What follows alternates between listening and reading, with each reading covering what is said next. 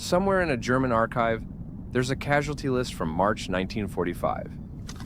One entry on that list corresponds to a man who climbed into a Panther tank on the morning of March 6th in the city of Cologne. He'd been in the war for 6 weeks. The city around him was already surrendering, civilians showing white flags from windows, SS officers hanging the ones who showed them too openly from lampposts, with signs reading, "I was too cowardly to defend my homeland." He knew the war was over. He went anyway. At 08:49 hours that morning, an American cameraman was filming the street his tank entered. The cameraman didn't warn him. The footage shot that morning became the most studied tank engagement ever recorded. The one clip every World War II documentary uses when it needs to show what armored combat looked like. For 78 years, but people have watched it and called it the greatest tank duel ever filmed. It wasn't a duel. The Panther crew never saw the American tank waiting at that intersection. They died looking the wrong direction, and one of them was still alive after the first hit, still trying to get out when the hatch jammed. His name isn't in any record I've been able to find. This is what actually happened on that street. Why it happened, and what 78 years of documentary narration hasn't told you. Cologne in March 1945 was a place that had already absorbed its catastrophe. 262 Allied bombing raids. A city of 760,000 people reduced to around 40,000. The ones who couldn't leave, or had nowhere to go, or were living in the cellars of buildings that used to be their homes. The morning of March 6th was around 4 degrees Celsius, just under 40 Fahrenheit. Low cloud, the kind of flat gray light that makes everything look like it's already in the past. The Cologne Cathedral still stood, impossibly. Its twin Gothic spires rising over a landscape that looked like the surface of the moon. Rubble 3 meters high, about 10 feet, tram lines ripped from the pavement. Entire city blocks compressed into debris fields. Allied planners had quietly kept the cathedral off the bombing lists, too useful as a navigation landmark. Everything around it absorbed what the cathedral was spared. The Rhine ran along the eastern edge. Once across it, you were in the German heartland with no natural barrier left. Cologne was the last major city on the western bank. The Americans needed it fast. What they were driving into was not a coherent defense. It was the last performance of an institution that had not yet given its soldiers permission to stop dying. The German forces holding Cologne knew the city couldn't be held. Commanders weren't planning a defense. They were conducting what German doctrine called Verzögerungsgefecht, delay action, not hold the ground, buy hours. The question is, hours for what? There was no relief column coming. The Rhine bridges were blown. The fuel situation meant operational Panthers were being abandoned, not because they were destroyed, but because there was nothing left to run them on. The hours being bought with German lives in Cologne in early March 1945 were being bought for nothing. The commanders knew it. Most of the soldiers knew it. And the SS units operating in the city were enforcing continued resistance, not through military logic, but through terror, executing civilians who displayed white flags, hanging deserters from lampposts in the same streets the American tanks would drive down days later. This is the cause that put that Panther crew on that street. Not military necessity, not a viable strategy. An institution's inability to admit it had already lost, enforcing continued sacrifice through the threat of killing its own people for stopping. That context doesn't appear in the famous footage. The camera only caught 47 seconds. The American force pushing into Cologne was built primarily around the M4 Sherman. Reliable, proven. By this point in the war, outgunned in the engagements that mattered most. The short version of a story we've covered before. At combat ranges against a Panther's sloped frontal armor, the math didn't work. Sherman crews knew it. The after-action reports knew it. The institution pretended otherwise for 2 years. The M26 Pershing had existed on paper since 1942. A 90mm gun, 3.5 inches, that could penetrate a Panther's frontal armor at 1,000 meters, over 1,000 yards, more than half a mile. frontal protection of 102 millimeters, 4 inches of steel, a tank that could fight German heavies without requiring the flanking miracle that American crews had been improvising since Normandy. The reason it took until January 1945 to reach the European theater is a procurement story, with specific authors and a specific cost. Senior commanders had determined that acknowledging the Sherman's inadequacy meant admitting soldiers had been sent into an equipment disadvantage for 2 years. That admission carried a political cost that the human cost of continuing with inadequate armor apparently did not exceed. 20 Pershings reached Europe in January 1945. 20 for an army of millions, in the final months of a war that was already decided.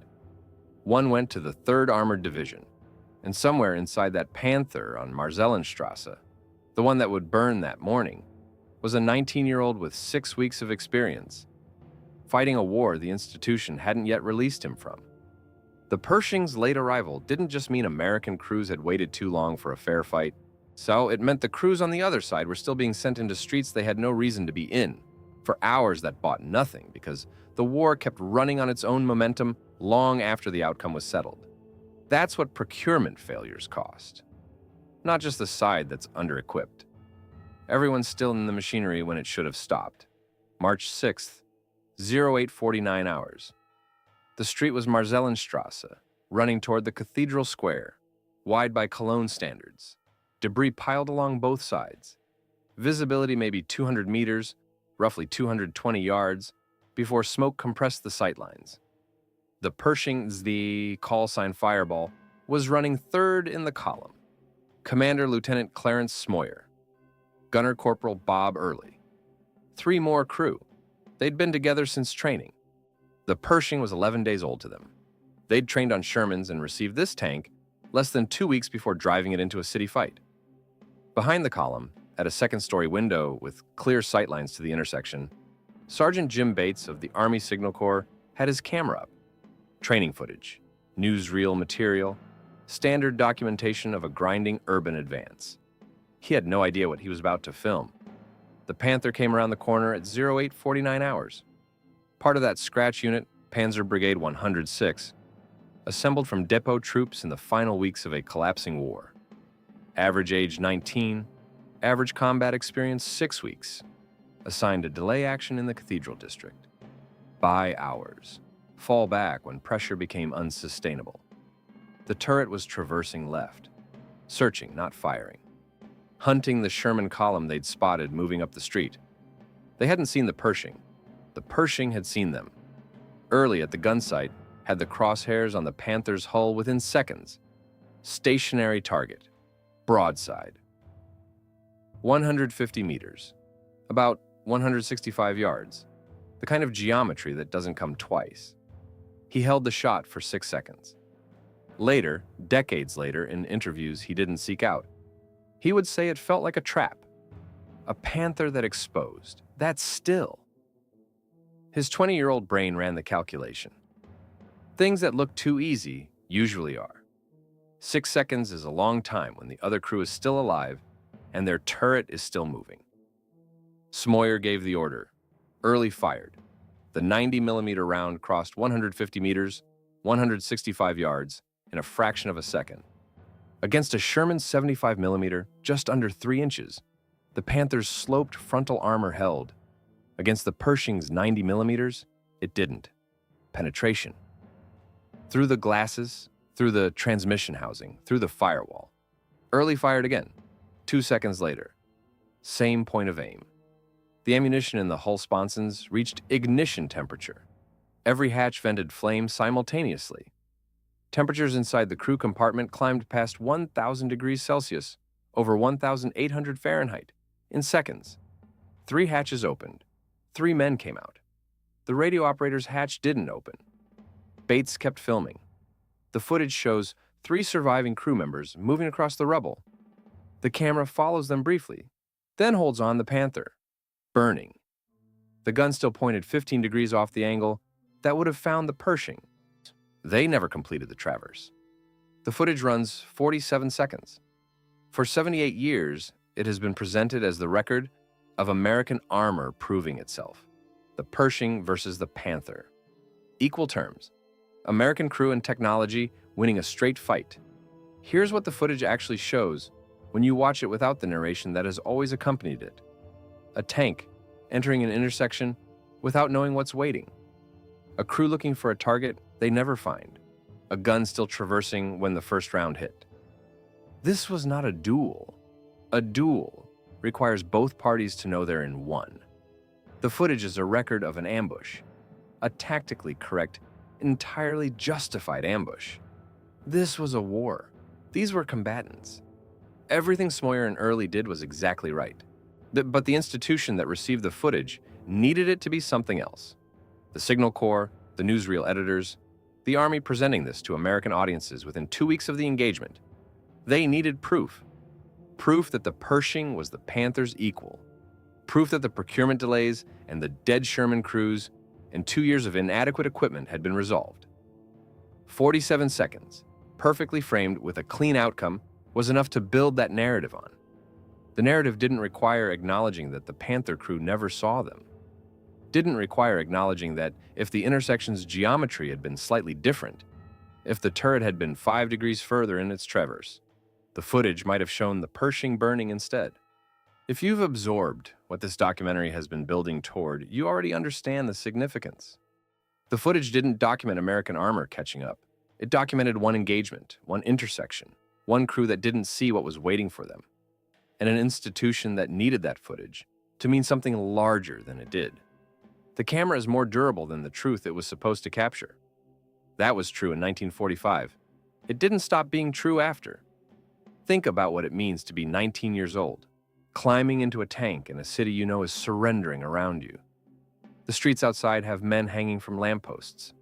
Your own countrymen, killed by your own side for showing white flags. The relief isn't coming. The fuel for your tank came from a depot that won't have fuel next week. Every military reality says the war is over. You go anyway. Maybe because the alternative is the lamppost. Maybe because the men around you are the closest thing to certainty left.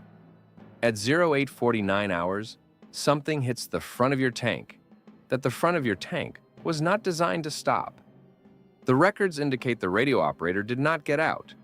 His hatch jammed, whether from penetration damage, from the structural effects of the ammunition cook-off, from something that failed mechanically at the worst possible moment. 3 crewmates made it into the street. He didn't.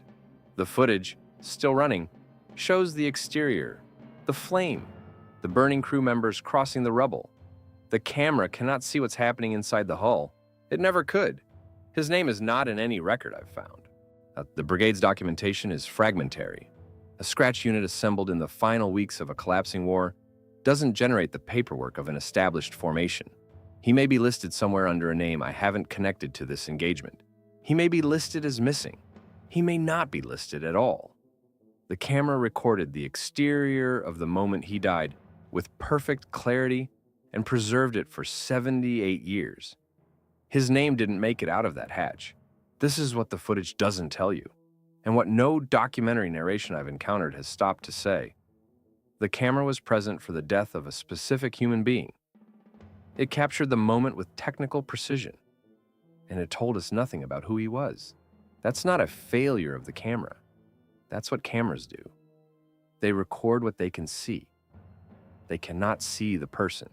The street where the Panther burned is a pedestrian zone now. Smooth pavement, bike lanes, tourists walking to the cathedral with their phones out. No plaque marks the intersection. Nothing tells you what happened there on March 6, 1945, at 0849 hours. Just the footage, 47 seconds. Archived, digitized, watched by millions of people who mostly don't know the name of the street or the time of day or the name of the man who didn't come out of the hatch. The war ended 60 days after this footage was shot. Some of the men on that street lived to see it. The radio operator had 4 seconds after the hatch jammed. The camera was still running. It caught everything except his name.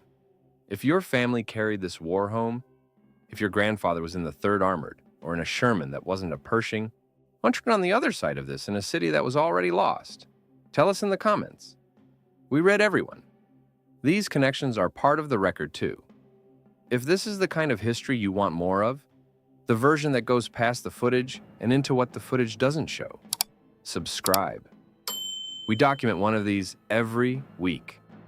Next week, 611 men. One obsolete destroyer packed with explosives. One port the Germans believed was physically impossible to attack. What they planned was insane. What actually happened was worse, and it worked.